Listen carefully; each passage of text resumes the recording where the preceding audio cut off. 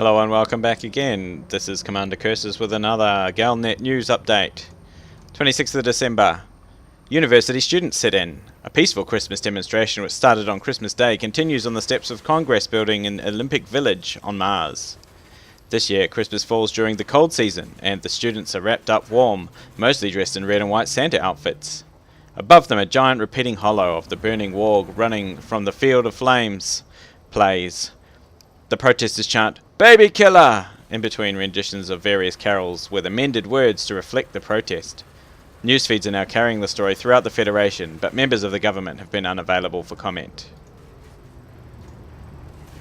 Aisling Duval speaks out about her father. For the first time, Aisling Duval revealed a little of the state of mind of her father Harold on Late Night with Aaron Smith. He is no longer considered by many as the heir to the throne, following the Emperor's formal declaration that he is not of sound mind. "My father is a kind man, a gentle man, a thoughtful man. He has always loved parties, and some has criticised him for that. It has perhaps taken its toll on him too. He is not only 70, he is only 70, but does not look a lot older now, I'll admit. But that hasn't taken away any of his kindness. His father has always disliked him, and that is something that I can't understand. I suppose it's fair to say they dislike each other.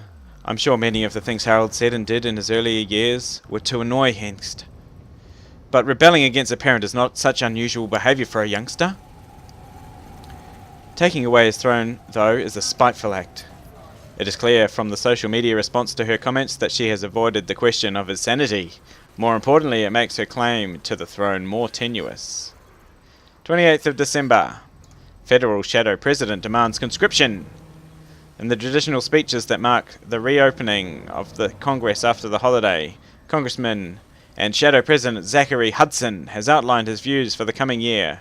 In a long speech highly critical of his opponent, President Halsey, the only new element of his criticism was his criticism of federal youth. "We need to get the unemployed, lazy youth of our core systems off their backsides. They need to get off their sims and in the real world to do something useful. We need to counter the imperial threat. Let's get them into the Marines and the Navy. Let's spend our tax credits on protection, not sloth. The Navy never did me any harm." And Shadow President Hudson has been in the news again. Shadow President supports Navy.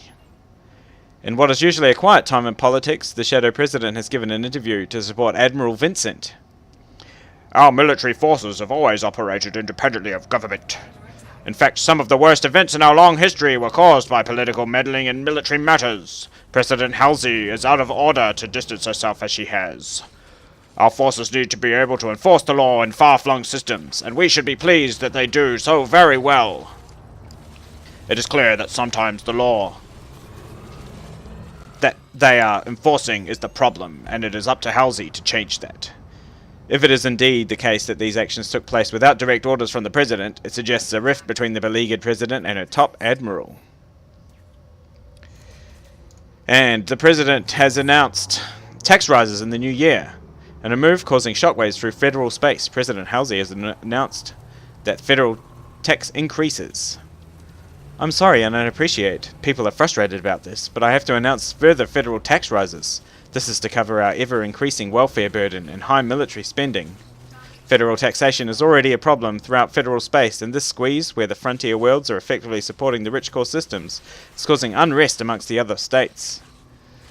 Commentators have suggested the Shadow President's speech yesterday was triggered by some inside knowledge or leak from the President's staff. Confidence rating of the Presidents are now at an all-time low. Durius fights back. 29th of December. The armed conflict between Senator Patreus's imperial forces and those of the impoverished Durius system continues. Patreus is paying well for outside assistance, but an exhausted Governor Malachi has spoken out. "What can we do? Our people are dying. We cannot pay even the interest on these crippling debts. Those irresponsible fools that accepted this money in the first place are long gone, but we are left to pick up the pieces. How can we ever hope to get out of this hell? I call on those independent governments out there, like ours, thinking of getting into debt with this evil senator to think twice. We're forced to protect our homes because that is all we have left."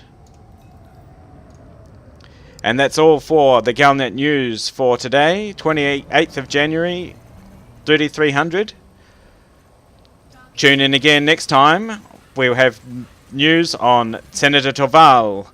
For now, I will leave you with the soothing footage of myself cleaning up some bandits in the Teteke Confederacy system. Commander Curses signing out.